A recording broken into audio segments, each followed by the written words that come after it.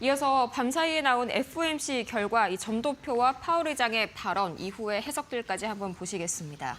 우선 연준이 예상대로 25bp 인하를 단행한 가운데 계속해서 이 점도표 관련 이슈들 그리고 경제 전망 관련 이슈들이 시장을 지배하고 있습니다.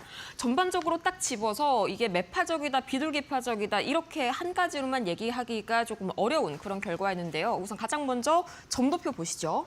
이 점도표의 핵심 제가 지금 가지고 온 이 표는요. FOMC에 참여하는 인원 중에서 이 고정적으로 금리 결정 투표에 참여하는 인원이 연준 이사 7명입니다. 거기에다가 더해서 이 나머지 5명 이제 지역 연은 총재들이 돌아가면서 총 12명이 금리 결정 투표에 참여를 하게 되는데 그중에서 고정적으로 이제 의견을 제시할 수 있는 투표를 할 수 있는 이 7명의 연준 이사들의 현재 이 투표 상황을 보시겠습니다. 자, 보시자면요. 우선 연준 위원들 간에 2026년 기준으로 금리를 얼마나 내릴 것인지에 대해서 의견들이 상당히 분분한 것이 보이실 겁니다. 가장 주가 되는 의견은 2026년까지 앞으로 총 2번의 금리 인하를 추가로 단행할 것이다. 그러니까 25bp씩 2번 내릴 것이다라는 의견이 가장 우세하고요. 일부는 더 많은 인하를 주장을 하고 있고 또 일부는 더 적은 인하를 예상을 하면서 지난 7월과 동일하게 이번에도 상당히 이견이 좁혀지기 어려운 그런 모습들이 나와주고 있습니다. 또 이어서 이 경제 전망 변화를 함께 보도록 하실 텐데요. 이 점도표와 함께 경제 전망에 대해서도 연준이 이제 발표를 함께 합니다. 그거 우리가 SEP라고 하는데 거기에서 핵심만 보도록 하겠습니다. 우선 가장 시장의 이목을 끈 건 경제 성장이 상당히 이 상향 조정됐다는 점입니다. 올해 경제 성장 그러니까 GDP 기준으로 봤을 때 1.4%, 6월 달에는 올해 경제 성장이 1.4% 이루어질 것으로 예상을 했다면 이번 9월 달에는 1.6%로 상향 조정이 됐다는 점이 특징이고요. 올해뿐만 아니라 내년에 이 경제 성장, GDP 성장률도 마찬가지로 6월 달 대비해서 상향 조정됐습니다. 고용을 보자면 2025년 그러니까 올해와 내년에는 크게 변동이 없었는데 2027년을 보자면 이 실업률이 낮아지면서 개선될 것이라는 흐름이 지난 6월 대비해서 이번 9월에 새롭게 업데이트가 됐고요. 여기까지만 봤을 때는 이 파란 글씨는 다 긍정적인 요소입니다. 다만 한 가지 걸리적거리는 게 바로 이 빨간 글씨 물가 지표인데요. 이거는 이제 PCE 지수를 가지고 이제 물가를 연준이 예측을 하는 건데 보시자면 올해 그리고 2027년 자체는 변동이 없습니다. 그런데 지난 6월에 대비해서 이번에는요. 2026년 그러니까 내년에 물가 상승률이 6월 달 2.4%에서 이번 9월 달 2.6%로 압력이 조금 더 높아진 것을 확인을 할 수가 있겠습니다. 한마디로 이 경제 성장은 이 미국 경제가 우리가 생각했던 것보다 특히 올해와 내년에 좀 더 튼튼해 보이고 3개월 전 6월 달보다 전망이 더 좋아졌다는 그게 가장 핵심이고요. 이어서 실업률 뭐 크게 변하지는 않았지만 현재로서는 완전 고용에 가까운 4.5% 수준이라는 점 체크해 보시면 좋을 것 같습니다. 또 물가는 아직까지는 상승 압력이 잔재해 있는 상황입니다. 여전히 약간은 이 상방 압력이 있는 그런 상황 속에서 생각보다 물가가 조금 더디게 잡힐 것으로 판단이 되고 있습니다. 따라서 연준 목표치 2%대까지 가려면은 아직은 조금 더 시간이 필요하다라는 결과가 나왔고요. 이 올해 추가적으로 2번의 금리 인하를 이 점도표를 통해서 연준은 시사를 했습니다. 그러니까 이번에 1회 포함까지 합치면 연내 75bp 인하가 지금까지로서는 확정적인 것이죠. 예상 그대로 갔습니다. 또 이어서 인플레이션이 다소 높긴 하지만 이 고용 하방에 대한 위험이 커졌다. 이거는 파월 의장의 발언에서도 다시 한번 확인을 해볼 수가 있는 부분이고요. 또 이어서 이번에 약간의 반대표가 또 하나가 또 나왔습니다. 스티븐 미란 이사가 50bp 인하를 주장하면서 이번 25bp 인하 결정에 대해서 반대표를 던진 건데 저번에 반대표를 던졌던 7월 FOMC에서 이 2명의 이사 기억나실 겁니다. 크리스토퍼 월러 그리고 미셸 보우먼 이 2명의 인사들은 이번에 25bp 인하에 대해서는 찬성한 것으로 나타났습니다. 이 2회 연속 계속해서 이 위원들 간의 의견 합치가 나오고 있지 않다는 점도 이번 FOMC의 특징이겠습니다. 이어서 다음 바로 파월 의장의 기자회견 주요 발언 보겠습니다. 우선 첫 번째, 제 눈에 가장 띄었던 것은 파월 의장의 입에서 드디어 인플레보다 고용을 잡는 데 조금 더 주력하겠다라는 말이 나온 것입니다.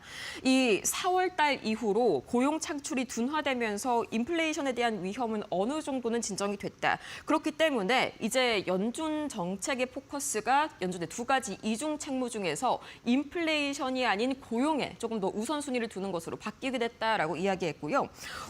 이것도 중요합니다. 오늘의 금리 인하가 리스크 관리 차원, 한마디로 선제적 보험성 인하다. 이 점도 시장의 우려를 상당히 덜어줬습니다. 경기 침체에 대해서 사후 약방문 성격이 아닌 경기 침체가 오기 전에 미리 예방주사 차원에서 현재 인하를 하겠다는 것. 한마디로 아직까지는 경고등이 켜지지 않았다는 의미입니다.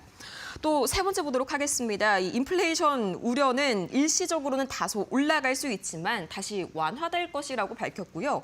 이어서 고용에 대해서는 최근 이 고용 데이터가 큰 폭으로 수정된 것을 직접 언급을 했습니다. 그러면서 이게 연준의 전망이랑 상당히 비슷했다. 더 이상 고용 시장이 견조하다고 보기 어렵기 때문에 이 고용 둔화에 대한 위험성을 우리가 조금 더 집중해서 살펴보겠다라고 언급을 했습니다. 그리고 이 고용 둔화의 원인에 대해서는 관세보다는 이민 정책에 조금 더 원인이 있다라고 이 무게를 더 실었고요. 또 관세요가 중요하죠. 여기에 대해서 약간 좀 파월 의장도 매파적과 비둘기파적인 발언 두 개를 다 했는데 우선적으로 매파적인 발언입니다.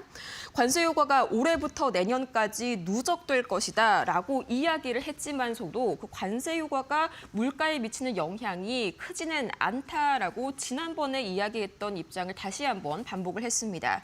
이 때문에 시장은 이게 마냥 좋은 건지 나쁜 건지 약간은 좀 헷갈리는 그런 반응을 보이면서 이후에 시장 반응이 진행이 됐는데요. 우선 3대 지수 보도록 하겠습니다. 지금 여기 선이 그어진 게 바로 FOMC 금리 발표 시점입니다. 보시자면요. 지금 방금 제가 해드린 해석 그대로 시장도 약간은 이게 무엇인가 약간 출렁이는 그런 흐름 보이고 있습니다. 하지만 결과적으로는 이 점도표를 통해서 연내 두 차례의 추가 금리 인하, 그러니까 오늘 금리 인하까지 합치면 3회 인하가 현재 보인다는 점에서 시장이 다시 한번 상승하는 그런 흐름들이 나타났고요. 나스닥 눌린 건 엔비디아 악재가 컸다고 보시면 되겠습니다. 또 이어서 10년물 국채금리 발표 직후에는요. 뚝 떨어졌습니다. 이게 과연 지표가 맞는 것인지 약간 보다가 이내 해석이 좀 더 긍정적으로 가는 방향들이 나오고 있습니다. 아무래도 아까 제가 보여드렸던 경기 전망에서 경기에 대한 자신감이 확인이 됐고요. 이게 또 파월 의장의 발언에서도 재차 확인이 됐습니다. 이 때문에 경기 침체에 대한 우려감이 떨어지면서 달러 인덱스는 강세를 보였고요. 이어서 이 금 선물 가격 보시겠습니다. 금 가격은 발표 직후에 크게 급락하는 흐름들이 나타났는데 달러가 강세를 보이자 반대급부로 이 금 가격이 오히려 떨어진 모습. 그리고 이 불확실성 해소로 인해서 일시적으로 안전자산에 대한 선호 심리가 떨어진 것도 이번 FOMC 발표 직후 시장의 반응이었습니다. 그럼 전체적인 매크로 지표들 흐름 바로 만나보시죠. 가장 먼저 WTI 국제유가입니다. 0.5%가량 하락했는데요. 여전히 63달러 선 후반선 지나가고 있습니다. 마찬가지로 밑에서 보시는 바와 같이 미국의 이 원유 재고량이요. 생각보다는 좀 많이 예상치 대비해서 줄었습니다. 이 때문에 공급 우려에 대한 우려감이 다시 한번 이 지정학적 우려와 상충이 되면서 국제유가는 약간 떨어지는 모습이 나왔고요. 원달러 환율은 이 0.09원 소폭이나마 올랐습니다. 거의 변화가 없다고 보시면 되겠습니다. 또 이어서 비트코인 가격은 0.63% 내렸고요. 여전히 11만 6천 달러 선에서 움직임 계속해서 횡보세 이어가고 있습니다. 이어서 아까 보여드렸던 바와 같이 금 가격 0.82% 내렸는데요. 아직도 이 3,700달러 선 부근에서 움직이고 있습니다. 이 달러 강세에 의해서 금은 밤사이에 약세 보였고요. 또 미국채 2년물과 10년물은 이 그간의 하락에 따른 되돌림이 밤사이에 좀 유입이 됐습니다. 거기에다가 더해서 제가 계속해서 말씀드렸었던 경기에 대한 자신감 다시 한번 확대가 되면서 미국채 10년물, 2년물 모두 비슷한 폭으로 상승 흐름 보였고요. 경제 지표까지 오늘 미국 원유 재고가 다소 큰 폭으로 감소했다는 점 다시 한번 챙겨보시면 좋을 것 같습니다. 자, 그러면 바로 이 현장 분위기 연결을 통해서 만나보도록 하겠습니다. 김상윤 이데일리 뉴욕 특파원 연결합니다. 안녕하세요. 김상현 이데일리 뉴욕 특파원. 네, 이 밤사이에 드디어 9월 FOMC 결과 우리 예상대로 나오긴 했지만서도 이게 이유는 명확합니다. 고용 둔화에 대한 우려감이 일단 컸고요. 우리가 주목해야 될 포인트가 이제 파월 의장의 발언인데 저는 약간 이 발언을 어떤 쪽으로 해석해야 할지 약간 좀 난해하더라고요. 어떻게 보실까요? 네, 미 연준이 9월 FOMC 금리를 0.25포인트 인하했습니다. 이번 조정은 9개월 첫 금리 인하입니다. 말씀대로 그 배경 지표에 악입니다. 최근 석 달간 신규 고용 증가세가 했고 실업률 3%까지 소폭 상승, 노동시장의 균형이 해졌습니다. 의장이 수차례 그가 현실이 됐다고 강조한 경기 둔화를 우려했 이런 이유입니다. 0.25%포인트 인하는 이미 예견됐었고 시장의 주목도는 연준 금리 인하 궤도를 그린 였죠. 전도표에서 연준위원들은 차례 인하를 예상했습니다. 지난 6월보다 한 차례 늘어난 것이죠. 연준 내 이사들의 이게 드러난 점을 주목해 19명 중 7명은 올해 추가 인하가 더 없을 것이라고 전망, 2명은 단 한 차례 인하만 반영했습니다. 9명은 추가 금리 인하를 지지했습니다. 기준금리가 올해 말까지 금리를 총 1.25%포인트 추가 2.8에서 3.0포인트까지 내려간다 주는 공동 비둘기 위원도 한 명 있었는데요. 이는 새로 스티븐 마이런 이사로 추정됩니다. 전도시 모자이크 형식으로 상당히 분산되어 있는 것으로 나타나 있는 앞으로 금리 인하이 순탄치 않음을 장의 비관적 해체도 그렇습니다. 전도표는 내년에 한 차례 그리고 내후년에는 또 한 차례 전망을 했습니다. 2027년 말에 그 지점이 3.1%에 이른다는 의미입니다. 연준이 과감한 금리 인하에 나서지 않을 것이라는 것을 의미합니다. 네, 현재 전화 연결이 고르지 못한 점 양해 말씀 부탁드리겠습니다. 이어서 이 예상과는 다르게 제가 방금 앞서서 보여드렸다시피 국채 금리가 좀 오르는 그런 흐름들이 나타났습니다. 증시도 약간은 엔비디아 악재도 있었지만 전반적으로 출렁이는 그런 모습들이 나타났는데 시장도 약간 갈피를 잡지 못하는 그런 모습입니다. 우선 시장이 이렇게 한 번에 환호하지 못한 이유 무엇일까요? 추가적으로 또 이어서 그것도 궁금하고요. 또 파월 의장의 발언도 약간 걸리는 부분들이 많았는데 인플레이션에 대해서 인플레보다는 앞으로 고용 잡기에 우선적으로 나서야 한다 이런 발언을 이어갔습니다만 인플레이션에 대해서도 여전히 높은 수준이다 이런 문구가 아직까지는 남아 있었습니다. 인플레도 잡아야 하고 고용도 잡아야 한다. 두 가지가 아직까지는 상충하고 있는 그런 상황인데 아직까지 파월 의장 좀 매파적으로 입장을 고수하고 있다고 이번 문구에서 봐야 할까요? 예, 통상 금리 인하는 증시의 호재지만 이번에는 좀 달랐죠. 국채 금리가 오르고 증시는 혼조세로 마감했습니다. 말씀대로 가장 큰 이유가 빠른 금리 인하 사이클에 대한 기대가 약간은 꺾였기 때문입니다. 파월 의장은 이번 조치를 리스크 관리 차원의 보험성 인하라고 규정을 했죠. 당장의 위기 대응이 아니라 미래의 불확실성에 대비한 예방적 성격이란 것입니다.